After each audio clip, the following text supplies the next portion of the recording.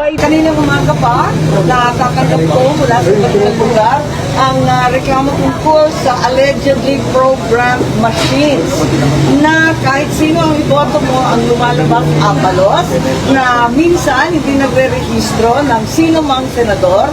Yung iba naman, bumoto ng 100 pero overvote na ang sinasabi. Tapos sa Calbayog, sa Samar, may sinasabi naman na pag bumoto ka ng mayor at vice mayor, automatic lalabas yung mga senador. Kaya medyo nakakatakot kasi ganyan yung istorya. At ang balila sa Davao, pagkadami-dami mga machines na hindi maandar. Papermahan na lang, Mibi! Para po, nagkaan.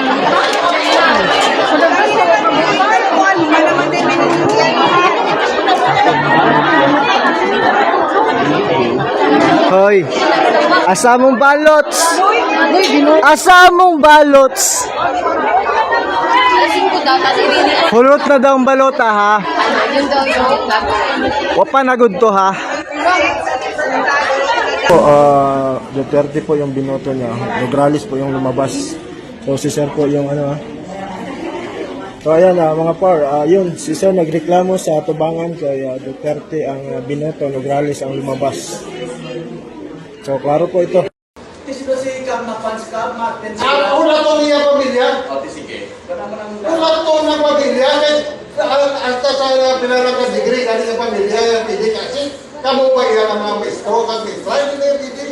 May guidelines, sabi ka mo, that's why may guidelines sa pumili. Pero ang pagboto hindi pili. Ano na yung guideline man di sapon? sino nila?